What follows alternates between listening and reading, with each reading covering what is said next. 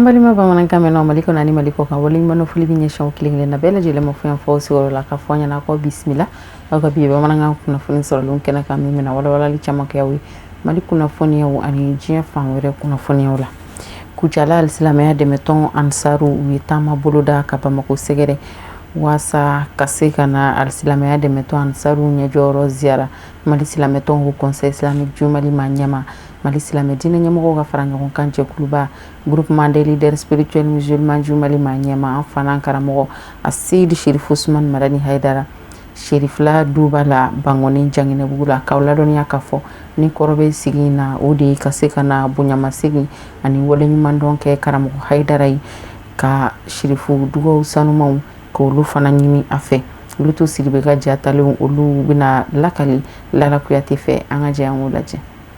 Kucala Ansar tɔndenw ani kanubagaw u y'u ka laada lakilen ko kura n'o de ka se ka na bonyamasegin foli ta ka ɲɛsin alisilamɛya dɛmɛtɔn Ansaru ɲɛjɔyɔrɔ ma an fa an'an karamɔgɔ a Seydi Cherif Ousmane Madani Haidara ka sanga ni a ka cɛsiri ni a ka wulikajɔbaw ye yaasa alisilamɛya diinɛ a ka se ka kɛ diinɛ bɛn ni kelenya ani koto ɲɔgɔn ta la o bɛ se ka sɔrɔ diinɛ min kɔnɔna na o siratigɛw de fɛ maa 100 bɔ ɲɔgɔn ko olu de y'u da ɲɔgɔn kan ka bɔ Kucala mara kɔnɔna na ka se ka na duwawu ɲini alisilamɛya dɛmɛtɔn Ansaru ɲɛjɔyɔrɔ fɛ ni laban ka tila ka duwawu kɛrɛnkɛrɛnnenw k'a ye ala bɛ se ka sija ani kɛnɛya ni labanko ɲuman kalifa a la cogoya min na. An ka se yan bi Cherifula duba don kɔnɔ ka na ɲɛ da an fa an'an karamɔgɔ an'an ɲɛ jɔyɔrɔ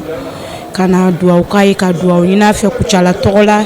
cɛ fara muso kan kɛrɛnkɛrɛnna diɲɛ Ansaru bɛɛ tɔgɔ la o de kalan sekun ye wulada in na ne ni cɛkɔrɔba ɲuman ye i bɛ nisɔndiya i fari bɛ fɔni wa n'ale sababu ye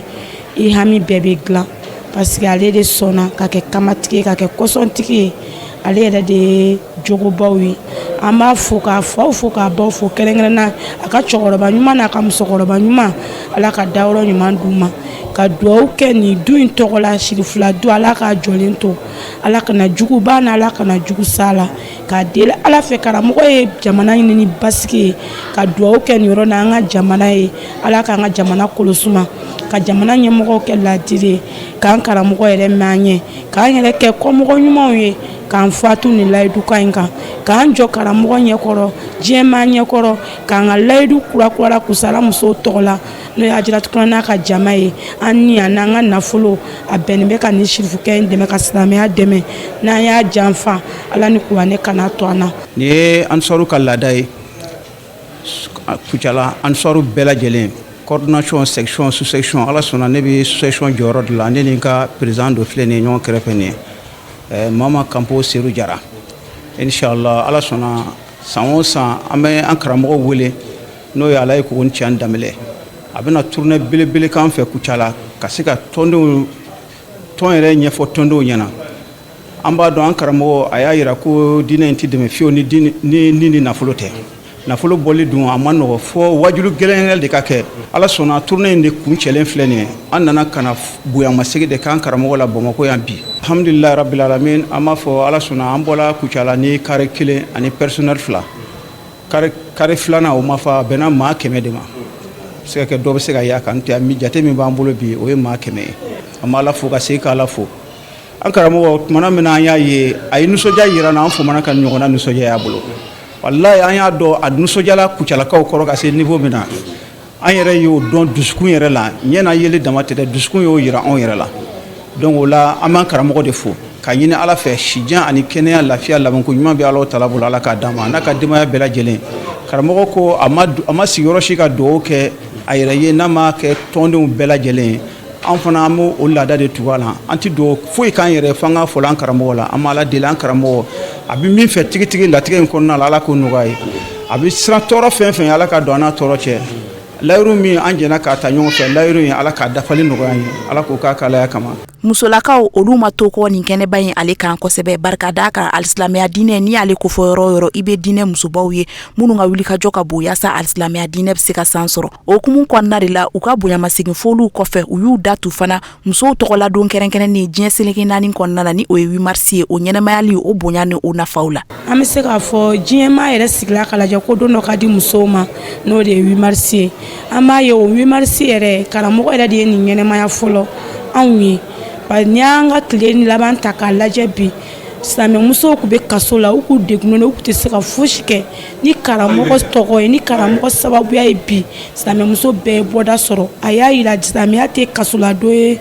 ko wɛrɛ tɛ bɛɛ bɛ se k'i ta kɛ k'a kɛ ala ko kɔnɔ o la karamɔgɔ de y'anw sɔn furukɛ bonya na ale de y'anw sɔn furukɛ tɔbɔtɔbɔli la an ka se ka kɛ izini ɲumanw ye an denw ye an ka kɛ dugadenw ye an furukɛw ye ni karamɔgɔ sababu ala sɔnna bi o sabatila cɛ caman ye lafiya sɔrɔ a ka denbaya kɔnɔ bi karamɔgɔ kumakan kama. K'aw ladɔnniya k'a fɔ ko nin bɔn ye in yɛrɛ a kuncɛli kɛnɛw kan duwawu kɛrɛnkɛrɛnnenw kɛra yaasa ala bɛ se ka bɛn ni basigi sabati jamana kɔnɔ ani ka duwawu kɛ Ansar tɔnden ani kanubaa bɛɛ lajɛlen ye u hamina ko ala ka se k'olu nɔgɔya ni ka laban ka alisilamɛya donkan baya layidu wɔɔrɔ k'o ta cɛ ani musow bɛɛ lajɛlen fɛ.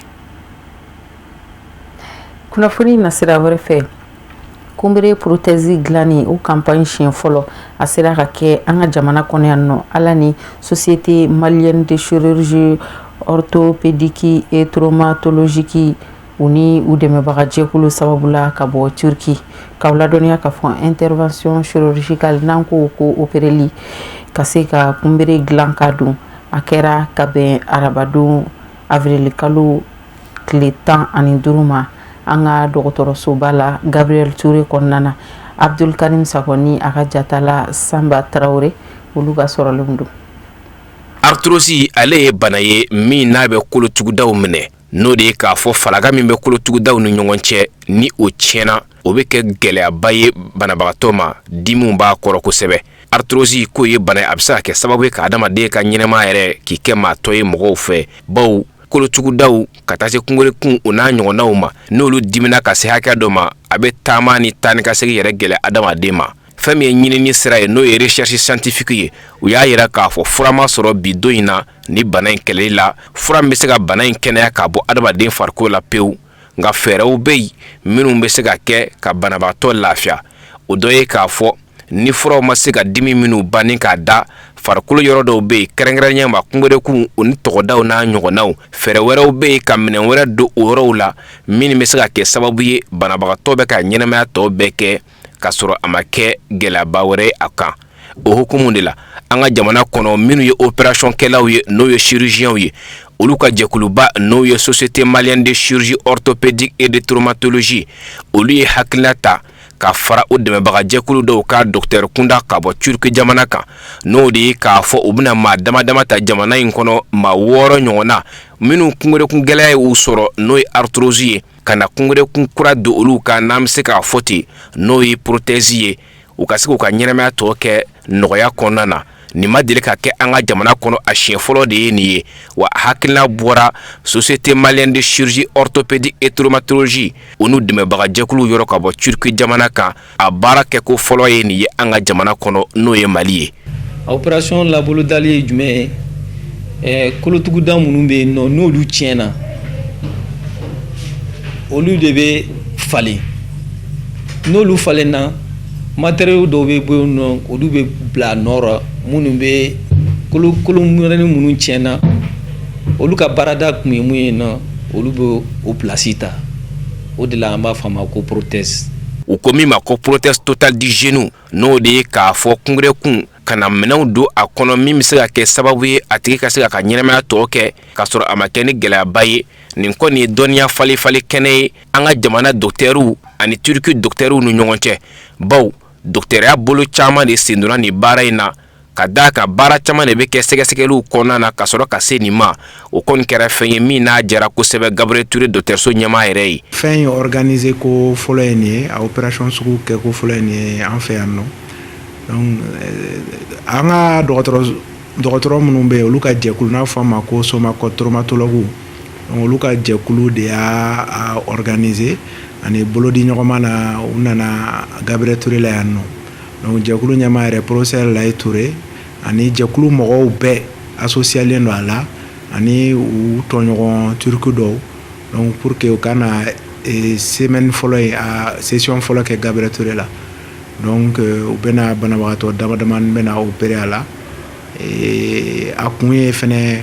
u yɛrɛ fɛnɛ u k'a lajɛ u n'u tɔɲɔgɔn ka baara kɛ u ka se kɛcogo la u yɛrɛ kelen ka se ka opération in kɛ yan opération ye opération belebeleba de ye orthopédie la ni baara in ka se ka ɲɛ sɔrɔ ni ka sabati ka se ni hakɛya ma docteuru caaman ba de ye u sen don a baara la minnu ka baara tɛ kelen ye opération tɛ se ka kɛ ten sɛgɛsɛgɛliw ni fɛn caaman de bɛ kɛ ka kɔn ni baaraw bɛɛ lajɛlen ɲɛ wa u caaman ba de fɛnɛ sen donna a baara la ka kɔrɔ ka se nin ma an karamɔgɔ n'an ka ɲɛmɔgɔ n'o ye kati directeur ye n'o ye an ka baarakɛɲɔgɔn dɔ a fana b'an ka dumuni n'o ye professeur Layi Ture ale ka jɛɲɔgɔnya kɔnɔ ani terikiw a y'a laɲini maintenant u ka an bolola dɛmɛ an bɛ se ka an bolo di ɲɔgɔn ma cogo min na yalasa nin furakɛli in bɛ se ka kɛ Mali kɔnɔ an docteur fɛn fɛn ma ka laɲini ye mun ye n'an bɛ kolo baara kɛ an bɛɛ ka se ka nin kɛ yalasa an bɛɛ kelen kelen ka taa kɔfɛ k'an bɛ taa kalan kɛ kan donc maintenant n'an farala ɲɔgɔn kan ka na an ye mɔgɔ sɔrɔ mun b'an dɛmɛ an n'u bɛ baara kɛ ɲɔgɔn fɛ ka an ka dɔnniyaw sinsin o sababuya de la maintenant an nana teriki ninnu ani teriki ninnu bolo fɔ ɲɔgɔn kan ni kɔni b'a yira k'a fɔ an ka jamana kɔnɔ bi na a ma se maa ka wele k'i bɛ taa ni baara kelen kɛ diɲɛ jamana wɛrɛ kan baw ni kelen kɔfɛ yan nɔ a ɲɛdɔn ŋaraw bɛ anw yɛrɛw fɛ ka da kan minnu ye docteuruya kalan k'a ɲɛdɔn wa u ni docteur jolenw de fɛnɛ a baaraw kɛ ɲɔgɔn fɛ ka bɔ Turki jamanaw kan ayiwa kunnafoni na sira wɛrɛ fɛ Fond de solidarité de la presse kunnafoni dilaw olu ka adamadenya dɛmɛ bilankɔrɔ don Fonso Presse a ɲɛmɔgɔyaso conseil d'administration o kɛra ka bɛn ni sibiri don avril kalo tile 11 sigi in yɛrɛ bolodara maison de la presse de la ni o ye Mali kunnafoni dilaw tɔgɔla so kɛrɛnkɛrɛnnen ye Bamako yan kunnafoni dila caman olu tun bɛ kɛnɛ in kɔnɔna na Fonso Presse ɲɛmɔgɔ u ye welewele da kɛ kɛnɛ in kɔnɔna na ka taa kunnafoni dila bɛɛ lajɛlen ma ko bɛɛ lajɛlen k'a lajɛ ni ka i tɔgɔ sɛbɛn ɲɔgɔn dɛmɛ hakilina in na an ka jɛ an ka lamɛnli kɛ waasa an ka se ka faamuya sɔrɔ kɛnɛ in sigi kun na. Comme a b'a kalama cogo min na depuis le 10 mai 2025 sɔɔni dɔrɔn b'a jɛ san kelen na donc an ye Fonso Presse créé a lancement kɛra donc maintenant bi de tun ye baara min kɛra san kɔnɔ an kana an sigi k'o kolobo kariw kɛ fɛn minnu kɛra ka se k'o kumabaw ɲɛfɔ cogo min na donc président du conseil d'administration o de nana k'a ka discours kɛ ka yira k'a fɔ vraiment nin y'o travaux ninnu dayɛlɛnnen ye kumaba minnu bɛna fɔ o ye sɛbɛnfura minnu b'an bolo n'an bɛ se ka fɛɛrɛ kɛ k'a lajɛ cogo min na surtout wariko kuma ni ko donna wariko la dɔrɔn obligatoirement fo papiers de ka na textes de ka na mun b'a yira comme quoi vraiment ni nafolo mobilisera a kan ka taa nin sira fɛ ni Ala sɔnna an b'o wele ko manuel de procédure de gestion donc an b'a essayer k'o valider conseil d'administration na et puis nataw la fɛnɛ nafolo hakɛya minnu kan ka mobiliser pour que baara bɛ se ka ɲɛ cogo min na an bɛ taa o kumaw fɛnɛ fɔ ni Ala ni kira sɔnna ma. Fonso Presse laɲini tɛ dɔwɛrɛ ye an ka jigiya tɛ dɔwɛrɛ ye an ka jɛ ka fara ɲɔgɔn kan ka solidarité kɛ journalistes ni ɲɔgɔn cɛ an y'a faamuya comme quoi kuma o kuma ni journaliste dɔ banana photo de bɛ ta ka taa bila réseaux sociaux ni fɛnw kan o ye lagosi anw ka baara ma donc professionnels yɛrɛ farala ɲɔgɔn kan comme quoi an ka sigi ka jateminɛ kɛ ka Fonso Presse créer pour que ni mun banana tɔɔrɔ mana kɛ mɔgɔ mun kan n'an bɛ se ka ɲɔgɔn dɛmɛ cogo min na donc Fonso Presse yɛrɛ sigi kun y'o de ye welekan tɛ dɔwɛrɛ ye journaliste bɛɛ ka ko de ye nin ye mɔgɔ baara kɛ presse la bɛɛ ka ko de ye nin ye l'adhésion est individuelle ça veut dire que mɔgɔ kelen ni journaliste kelen bɛ se ka wuli ka na Fonso Presse la k'a ka inscription kɛ ka carte ta 1000 francs k'a ka cotisation sara fɛnɛ chaque mois 1000 francs donc bɛɛ lajɛlen ka wuli ka na k'i inscrit fond na parce que ni mɔgɔ min inscrit la de e bɛ jate tɔnden n'i ma inscrit ko fo ko nana bɔ a la ɲɛfɛ Ala man kisi a ma vraiment tɔn tɛna se k'i dɛmɛ donc an bɛ welewele bila bɛɛ lajɛlen ma bɛɛ ka boli ka na journalistes surtout ni an ka ko de n'Ala sɔnna ma. Ayiwa kunnafoni na sira wɛrɛ fɛ an m'an kunda Côte d'Ivoire jamana kan hali silamɛya dɛmɛtɔ Ansaru ɲɛjɔyɔrɔ denkɛ an karamɔgɔ Seyid Sherif Ahmed Tijani Haidara bɛ taamala yen nɔ a ye wajulu kɛ Segelakaw fɛ yen nɔ fédération de Worodugu kɔnɔna na k'aw ladɔnniya k'a fɔ a sigi kɛra bonya ani karama ye bari a laɲinina Ansaru de fɛ kɛrɛnkɛrɛnnenya la a bi don u ka programme baarabolo dalen kɔnɔna na Côte d'Ivoire jamana silamɛya dɛmɛtɔ Ansaru u ye min miiriya ta waasa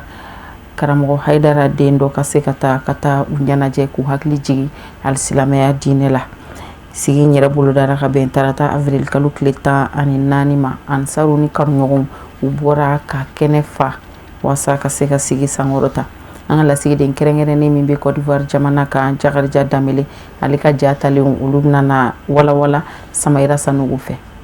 Yan ye sɛgɛla ye Fédération Worodugu kɔnɔ Kɔnɔbari jamana kɔnɔna na ni jamakuluba in silamɛya dɛmɛtɔn Ansaru no kanu ɲɔgɔn don. Wulikajɔ in kunba de ye ka kunbɛliko ɲuman ta ka ɲɛsin bani ka wolo kansigi mɔ. A Seydou Sherif Ahmed Tidiane Haidara o min bɛ taamana o ka kɔnɔ kɔnɔ cogoya wɛrɛ la ka se ka bɔ ka caya ka kɛ seereya ye nin don in na min najɔ ma hakili fɛ sɛgɛla dugu dɔfɔ kɔnɔ.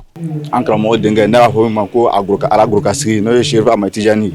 vraiment an ye kunnafoni sɔrɔ ko Ala turunen ni Ala sɔnna a bɛna se an ka mara kɔnɔ n'o ye Worodugu ye vraiment o kama an ye population bɛɛ mobiliser ka tila ambassade tɔn den min bɛ Fédération Worodugu kɔnɔ section loro bɛɛ fara ɲɔgɔn kan an y'o bɛɛ mobiliser pour que a bɛna ka na Ala ka diinɛ ɲɛfɔ an ye ka adamadenw bɔ fili la vraiment o de k'an bila ka nin bɛɛ mobiliser inchallah n'Ala sɔnna ma vraiment an satisfait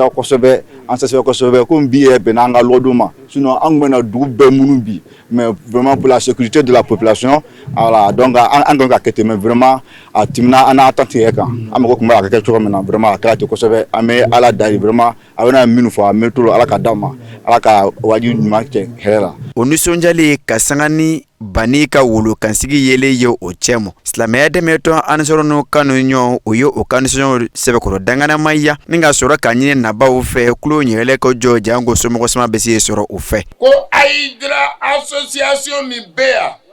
sɛgɛla n'a ka lamini na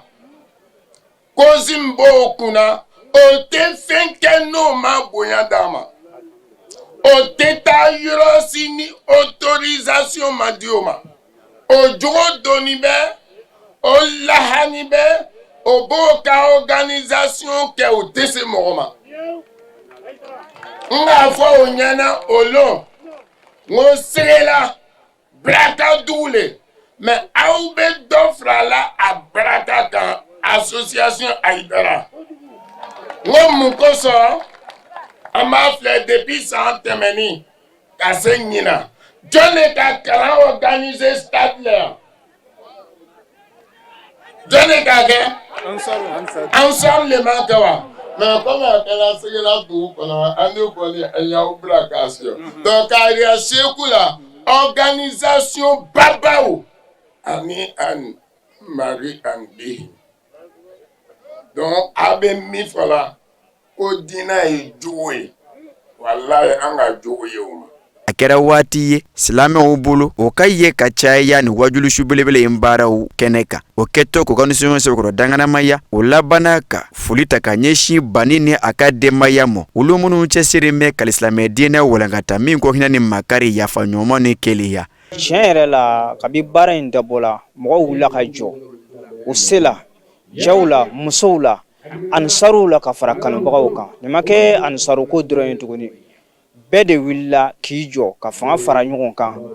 o la foyi tɛ an bolo fo ka bɛɛ lajɛlen fo mɔgɔ o mɔgɔ ye o kumana hakilina ɲuman dɔ ta baara in ɲɛli la min ye bɔkadi kɛ ani min ye hakilina ɲumanw di ani minnu y'a boliboliw kɛ an bɛ bɛɛ lajɛlen de fo Ansaru ani kanubagaw ka foli lase u bɛɛ ma k'a ɲini Ala fɛ a sara ɲuman Ala k'a di an bɛɛ lajɛlen ma an b'a dɔn u b'a nafa dɔn o de la u y'a cɛsiri kɛ. Silamɛya dɛmɛtɔn Ansaru ɲɛmaa minnu bɛ Fédération Worodugu kɔnɔ o ye tɔndenw fo u ka cɛsiri ni jija la ni ka sɔrɔ ka waleɲuman dɔ kɔrɔfɔ kuncɛ ni bani ni a ka denbaya ye olu minnu cɛsiri bɛ sanga ni waati bɛɛ janko ka se ka diinɛ ɲuman lase. An bɛ Ala fo k'Ala barikada k'an masaw fo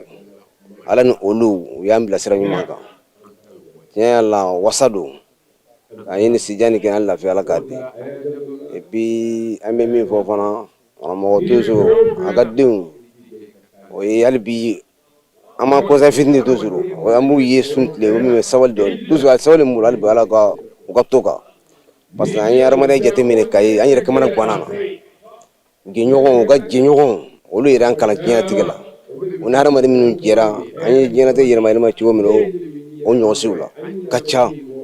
vraiment a ye dɔ fara an ka kalan kan mais hali bi an b'a ɲini Ala fɛ Ala ka si di an bɛ Ala fo la toujours ka bonya segin olu ma toujours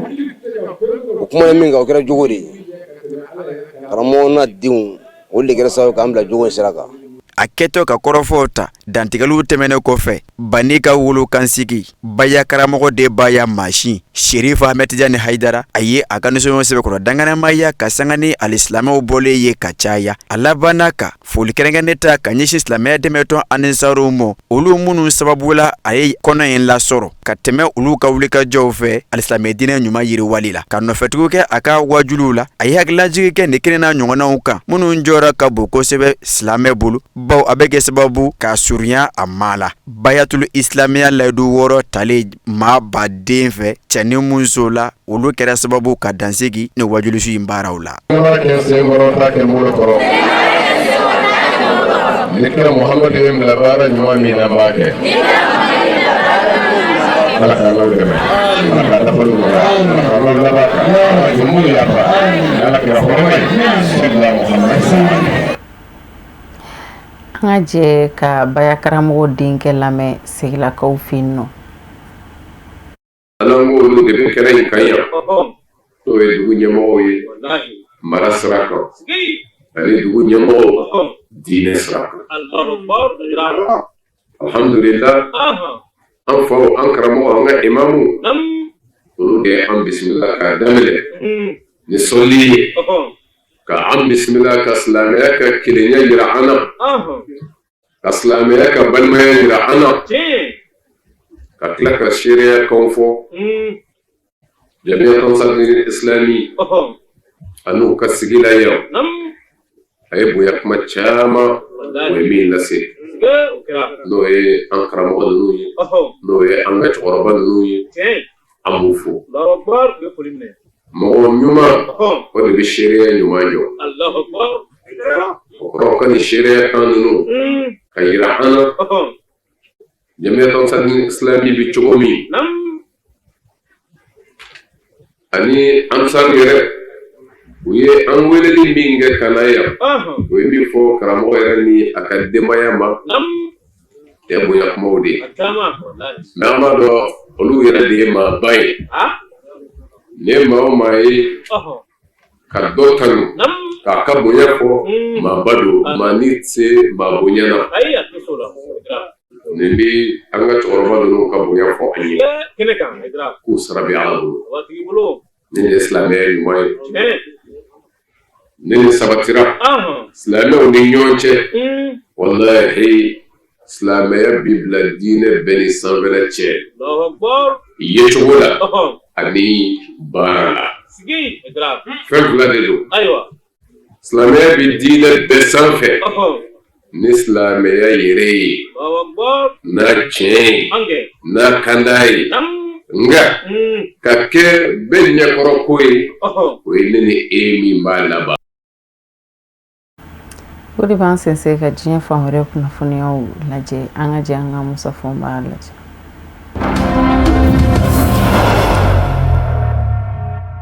Alizerikaw fɛ ntɛnɛn avril kalo tile 13 yɛrɛfasuya wale dɔ kɛra ye n'o ye kamikazi ye ka furunbara ni baratu yɛrɛ la ka wuli ni yɛrɛ ye jango i satɔ mɔgɔw ka sa i nɔfɛ ko in kɛra Alizeri nka a b'i n'a fɔ Alizeri maa ɲɛmɔgɔw b'a fɛ ka ko in dogo de kunnafoni di sira caman ɲɛ a jira k'a fɔ ntɛnɛn a wulatilen an b'a fɛ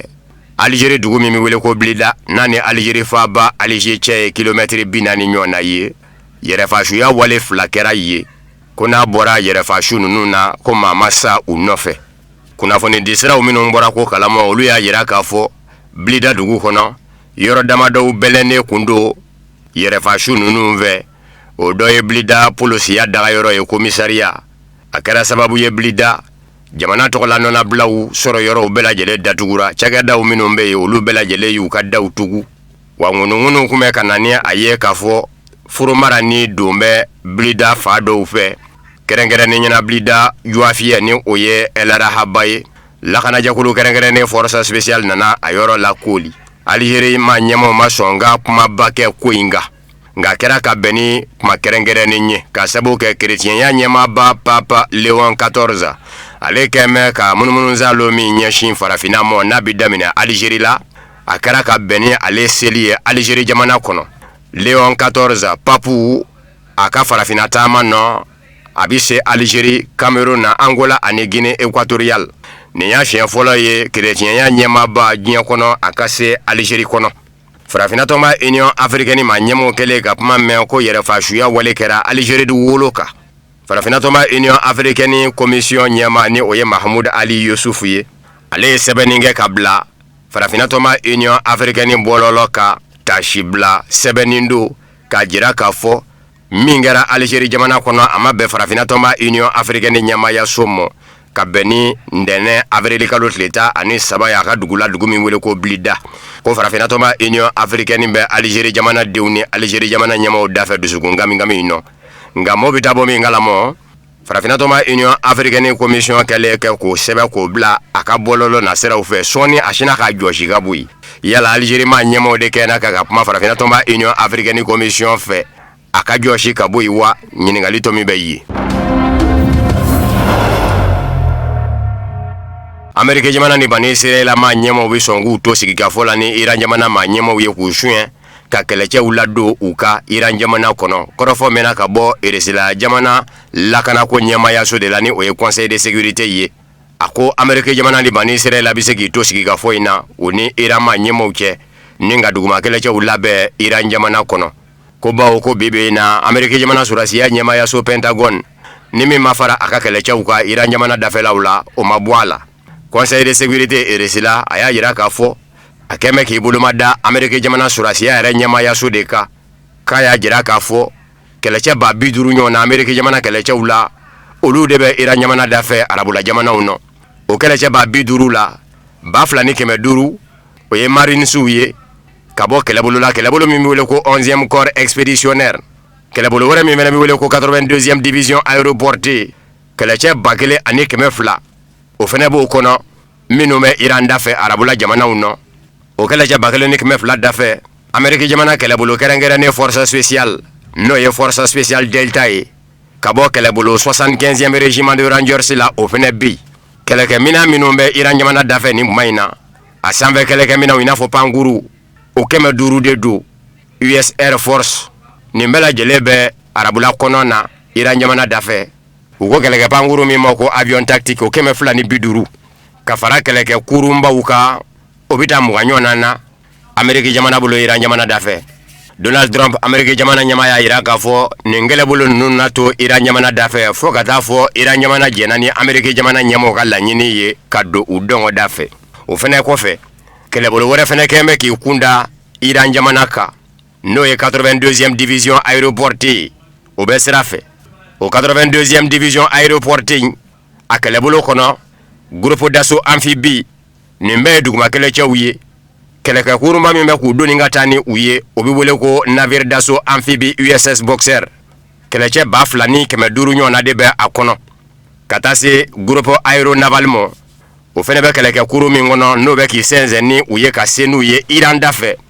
O ye porte-avions polyvalent à propulsion nucléaire USS George Washington Bush ye. Nin bɛɛ bɛ sira fɛ ka taa Iran yanfan ye u kan ka se Saudiya kwajiw la ka bɛn ni mugu mankan dali kunjɛli ye Amérique jamana ni Iran cɛ bawo dɔgɔkun 2 de bolo dan bɛ Amérique jamana ni Iran fɛ mugu mankan dali la wa ninnu bɛ se ka bɛn ni o banni de fɛnɛ ye. Amérique jamana yɛrɛ jigi bɛ jamanaw minnu fɛnɛ kan k'olu bɛna fara kan ka Iran jamana bunde. Eresila lakanako ɲɛmayaso Conseil de sécurité ko dɔgɔkun 2 in bɛ ban tuma min o b'a sɔrɔ olu fɛnɛ sera ka u ka muguw fara ɲɔgɔn kan kunnafoniw minnu kan ka falen falen o ni Amérique jamana cɛ Iran jamana dafɛ ka se k'olu bɛɛ lajɛlen baratu ko kuma ko Iran jamana a ɲinɛmankolon dɔ bɛ sɔn ka susu Amérique jamana fɛ ka don sigikafɔ la ni Amérique jamana ye. Nka Iran jamana surasiya ye jaabili kɛ ntɛnɛn avril kalo tile 13 kɛlɛbolo min bɛ Iran jamana kɔnɔ ko corps des gardiens de la révolution islamique a babu sentigi général Hosseini Mohebi a y'a yira k'a fɔ Iran jamana jugu k'a dɔn ko Iran jamana hali bi kɛlɛ in nɔ a ma se a ka tiɲɛni fɛnw ma fɔlɔ ko ni kɛlɛ in kɛra dadon fɛn ye ani Amérique jamana cɛ Iran jamana na bɔ ni kɛlɛkɛminɛn kuraw ye min kun bɛ Libi weleya Amérique jamana bolo ka sabu kɛ a ma sigi n'a ye fiyewu ko Iran jamana na kɛlɛkɛminɛn kura jira mɔɔw la kɛlɛ in nɔ n'a kɛra wuli fɛn ye ko Amerika jamana ni take ala mine de ye ka sabu ka tna se ka keleke mina unato kumbe bawo mina nguraw do minu be Iran jamana bolo nu ma bokene kangolo Iran jamana kele bolo force al-Quds no ye corps de gardien de la révolution islamique kele bolo ye anyama baye ajira ka fo Amerika jamana te bani Israel te abela jelena Iran jamana dafela bla abena arabula jamana bla kasoro sago masoro ko ba ko na fora kele labe ko Iran jamana keme ko ke ko sa dala ni général de brigade Ismaïla Khan inde kap may ay min sebe ka bla bololoka ako Amerika jamana ni bani Israila uba fe ka nyinende nale manyine amafili utegelangolo bulila ka Yemen mbla umase Yemen na wa utegelangolo bulila ka Babel Mandeb bla utegelangolo bulila ka kwajible bla no yemero ruji ku hakli ka ngato ula konga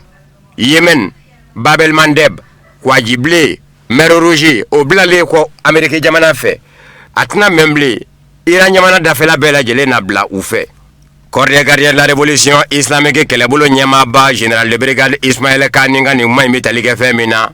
Donald Trump jabili de do ba Donald Trump ya jira ka fo akeme ka detroit moze kwa jibulo matama nitike Amerika jamana nyama Donald Trump ye ajira ka fo jamana o jamana ni ka minando ni nguru ko ni yezale sara Iran jamana dangandala detroit moze kwa jibulo damine ni ko ni mora ira yamba fe ite sera soro kata fanjife Amerika jamana be sera tigenye wa ko sera tigale do tajido ni nguru beye tajido ni nguru no de bita Iran danganda de la wali hila bibo Iran danganda de la ko sera tibulu Amerika jamana ka jakulu mi nyashi meji kana ko nya ujate minani mo CENTCOM aya ira ka fo tajido ni nguru minumbe ni olutita Iran danganda la wali kile utibo Iran danganda la ku ka do ka fo sera be ubulu o fene dafe Eresila la sigide Iran jamana kono Alexei Dedov atale folila Irama nyemo yoro ninga tashi blake mafale unye keleino aninga dugo udonge majugine unye keleino Alexei Dedov ye ajiraka fo minye kono wangwe ukuro Amerika jamana manyemo de Desembe ka famu ka fo ube mina ninye uni Iranje utise kake kudlala ye natri kamisa japo ya nimbe kulu bali kwatna nobo uni Iranje ku Desembe ko de famu ko de kono gwangwe Iresilala sigide Iran jamana kono Alexei Dedov ako sigega fo memble ni yesi na Pakistan dugubala Islamabad Amerika ni Iranje akemande kasera soro muna Amerika jamana we kitlo ku de gele ya jakuya ko faka kele inge Iran vedi watambi bala femina no yemugo jugu la dablali Iran jamana ba foye nyajugu nyanyuma kafo ngadugo jugoro na fasoro sera Iran yamu teka labara mugo jugu la kamo Sidiki jamana to ba la ku ka kura wo mago nye la chugo mi nyere ta dabo me o kamo ka dese kulokoto Amerika jamana ba ki tulo datugo ina fa te ko me ko kuma nisiki ga fo dese ra ka sera soro Irani Amerika jamana che akana bala mana wa maoma ni ba fe ka famu ya soro ala fikata no fa de ye ka fo Amerika jamana ere de tafe siki ga fo ka sera soro ka sabuke amago be kele ni la ku fa ka ke Iran jamana fe kele nu dise ka nyana bo Iresilala sigide ka fola Iran jamana kono ni oya Alexei Dedov ye Amerika jamana jakulu me nyashi meji kana jate minani mo CENTCOM anyamo ye ajira ka fo Donald Trump ke ka detroit moze kwa jitike minando ni kuruna minu mebo Iran dangandala ani minu mita Iran dangandala kana blani mainana ko kurungelende mi ndemena ko bebena Amerika jamana jigan keleche no ye mareunye ani Amerika jamana keleche no ye marwin suye kata se sabe keleche mo no ye aviator ye kelege panguru bulibaw ko lu debe mununu nzalo la detroit moze kwa jibuluka jango minando ni nguru no bora Iran danganda la o kana se ka sera soro kata atayoro la ko domina Donald Trump ya yira ka fo aye detroit moze kwa jibulotike ko minando ni nguru ndei minzira ka sera soro ko minando ni nguru ngoro kumbe minu ngunye seramine nga usuru nyane Amerika jamana ka yoro tigelela na foru ye ku ka sege ubo yoro la ku sege na o yoro be kata Iran danganda ula ani Iran poru mimbe golfo dumanna CENTCOM Amerika ga ufe ayira ka fo jamana mabo jamana la koina jamana o jamana ni ko ni mbora Iran danganda de la wale kele ibe kata Iran danganda de la sirati dimo konga minando ni nguru minu nde kata Iran wale kele u tɛ ka bɔ Iran n'u bɛ ka taa jamana wɛrɛ la wale kele u bɛ ka bɔ jamana wɛrɛ la k'olu sen tɛ nka Wall Street Journal kunnafoni di so o ye kɔrɔfɔ ngalontigiya o ko Donald Trump k'a bɔ a da ko a ye Donald Hormuz ko a ji bolo tigɛ tajidoni nguru na minnu bɛ bɔ danganda la Iran wale kele minnu bɛ taa Iran danganda la ko fɔ ni bi cɛ ko tajidoni nguru mugan ɲɔgɔn na de ye Donald Hormuz ko a ji bolo tigɛ tarata avril kalo tile 14 Wall Street Journal kunnafoni di so ye a jira k'a fɔ a ye kunnafoni sɔrɔ ka bɔ Amerika jamana ɲɛmaa Donald Trump yɛrɛ de dafɛmɔgɔw la. Wall Street Journal kunnafoni di so ye a jira k'a fɔ minandoni nguru ninnu tajidoni nguru ngumɛ a la ani cargo ani kuru minnu bɛ containers fɛnɛ ta k'a dɔw kɔni ye u ka mansinw fa u ko min ma ko système d'identification automatique o tɛ dɔwɛrɛ ye i natɔ kana se ka buguna tigɛ ka sabu kɛ mansinw bɛ se ka bɔ i natɔ kalamaw ni i ka mansinmafɛnw damansiɲɛ ye fanga ja fɛ o kumana k'u kun y'olu bɛɛ lajɛlen fa janko u kana se ka lakodɔn Ameriki jamana fɛ.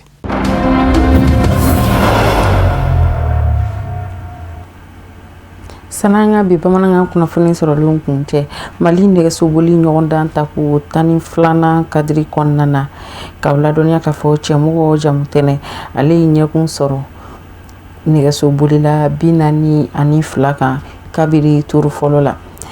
ɲɔgɔn dan in yɛrɛ dabaɲɛ fɔlɔ dira Sikaso gouverneur de fɛ ni o ye Madame Kante Marie Claire an ka jɛ an ka Yakuba Goita ani Seydou Ɲare ka sɔrɔlenw lajɛ. Fédération Malienne de cyclisme kelen ka Tour international du Mali nɛgɛsobolilaw jira maaw la 26 mars dalala la ka bɛn ni dimanche don ye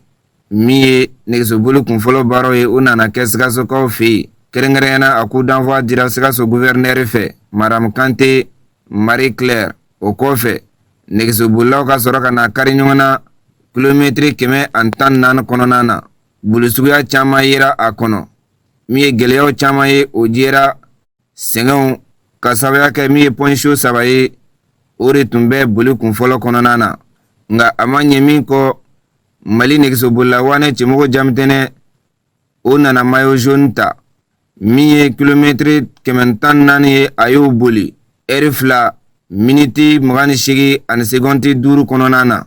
walima a fɔ heure 1 a tun bɛ kilomɛtiri 46 de boli. Burkinabew ka nɛgɛsobolila Wane Saturme Yameyogo o ka sɔrɔ ka na kɛ maa 2nan ye min ye Arahil Zouer ye o nana kɛ maa 3nan ye. Mayo ka se ka to a ɲinan Mali kɔnɔ o de ye ne ka rêve ye foyi wɛrɛ tɛ ne fɔ baara kɔ alhamdulilayi mayo tali man gɛlɛ mais a gardeli de ka gɛlɛ mais a ka ca Ala fɛ n'an ye ɲɔgɔn sen bila ka ɲɔgɔn bolo minɛ Mali bɛ mayo nin ta k'ala man gɛlɛ parce que a tɔ kɛ tile 4 bi kɔ fait pour que ka se ka mayo gardi o de ye ne ka laɲini dɔrɔn de ka fɔ maliyɛnw dalen don u yɛrɛ la fani baara ma kɛ sinon an dalen don an yɛrɛ la. D'abord jamana kuntigiw tɔgɔ la jamana ɲɛmɔgɔ bɛɛ lajɛlen tɔgɔ la et kɛrɛnkɛrɛnnena ministre de la jeunesse et des sports tɔgɔ la n'o ye Abdul Kasim Ibrahim Fɔma ye n bɛ foli kɛ bɛɛ lajɛlen nin ɲɛnajɛ min ni fédération a initié ka n'a daminɛ Sikaso yan je crois que u ma fili a kɛyɔrɔ la parce que u nana ka na kɛ Sikaso yan a initiative n'i y'a lajɛ Sikaso ye capitale de minnu bɛ nɛgɛsoboli fɛ kosɛbɛ aw yɛrɛ y'a ye depuis a daminɛna sɔgɔmada fo ka na se a laban ma jama bɔra cogo min na ka jɔ gitɔrɔn dawolo la ka nɛgɛsobolilaw u senkɔrɔma don donc o kɛra koba ye koba don mun na parce que fɛn min don a bɛ kɛ sababu ye ka jamanadenw tin don ɲɔgɔn na fɛn min don a bɛ kɛ sababu ye ka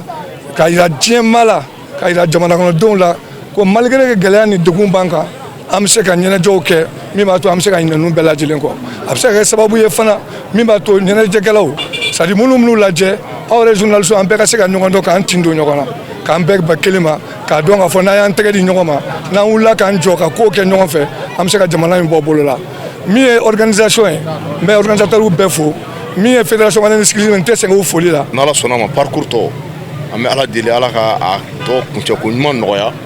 ka jamana minnu nana dɛmɛ baara la ka continuer ka baara kɛ Togo nana bi u ma se ka bɛn a ma course dira compétition lancera dɔrɔn olu nana donc c'est pas grave règlement b'a permet u ka intégrer ni sariya minnu ye donc commission technique mɔgɔw b'o sariya ta an b'a sponsor fo minnu ye an dɛmɛ baara na parce que n'i ko ko événement fɛn fila de don i b'a fɔ ko média i b'a fɔ ko sponsor donc sponsor minnu ye dana dan kan ka an accompagner baara la an bɛ segin k'u fo k'a yira k'a fɔ ko ni Ala sɔnna ma an bɛ continuer ka baara kɛ ka compétition ɲuman na tɛmɛ ka continuer ka cyclisme la yiriwa komi président fɔ ka kuma kɔnɔ cogoya min na o mana de b'an bolo ko Mali yɔrɔ o yɔrɔ an bɛ se ka taga yen an ka discipline n'o ye nɛgɛsoboli an ka mɔgɔw don a la an ka se ka développer pour an ka niveau standard international sɔrɔ o mission b'an bolo ni Ala sɔnna a ma an ma se k'a la. Sikaso gouverneur ye Mali ɲɛmɔgɔw fo ni nɛgɛsoboli in labɛnni na ni ka sɔrɔ ka na Sikasokaw bɛ wele cogo min na u bɛ se ka bɔ ni ka nɛgɛsoboli in ja nɛgɛsobolilaw bolo. Ni y'a ye Sikaso sugantira ka na ni activité in kɛ an fɛ yan a diyara an ye a bɛnna an ma ka tugu ni sport in a bɛ kɛ c'est vrai mɔgɔw bɛ nɛgɛsotigiw tatɔ ye u b'u natɔ ye mais min b'a kɔrɔ population bɛ na gɛrɛ ɲɔgɔn na ani mun yɛrɛ bɛ na ka na a nɛgɛsoboli kɛ i bɛ taa sɔrɔ a bɛ na ni gɛrɛɲɔgɔnya dɔ ye a bɛ na ni cohésion ye population ni olu yɛrɛ ni ɲɔgɔn cɛ. A thème ye ni 12e édition thème ye ko ka nɛgɛso boli dans la paix et l'unité. Donc ne hakili la o ye thème ɲuman ye min an bɛ se ka min don ba la. Donc ka foli di ɲɛmɔgɔw ma mun sɔnna ka ni événement in ka ni sport in don ba la. N b'a dɔn nɛgɛsoboli ye Sikasokaw taalan ye ka tugu nɛgɛsobolila wanɛw bɛɛ bɛ bɔ Sikaso région de la. An b'an kun kɔrɔta n'o yɔrɔ bɛɛ an b'an waso n'o yɔrɔ bɛɛ an bɛ deli kɛ fana mun nana a nɛgɛsoboli na fɛn mun natɔ sɔrɔ ka n'u sigintɔ sɔrɔ Ala k'a bolo selima yanga u bɛɛ lajɛlen kunna. An b'a fɔ ye nɛgɛsoboli kun fɔlɔ kɛra cogoya min na ni seko ni damayira ye min ye étape tɔw ye ni Ala sɔnna a ma nɛgɛsobolilaw bɛna sɔn ka fɛn wɛrɛ yira mɔgɔw la mɔgɔ ma min ye nɛgɛsoboli la an b'a ɲini Ala fɛ a ka sebaya di Mali ma. Amin ya rabi Ala ko dugawu minɛ o de fana bɛ dansigi bi bamanankan kunnafoni sɔrɔla na minnu sera ka fara ɲɔgɔn kan ka bɛn ni kuma in ye kunnafoni di so ɲɛmɔgɔ su fɛ k'a lase aw ma aw ni cɛw ka ɲɛma dalila laseli nata ni Ala ma basi wɛrɛ kɛ aw ni anw na aw ni Mamadu Ben Sherifi Sumano bɛna na ɲɔgɔn sɔrɔ ne bɛ kan bɛ di aw ma diɲɛ waati wɛrɛ ne la studio ko kɔnɔ.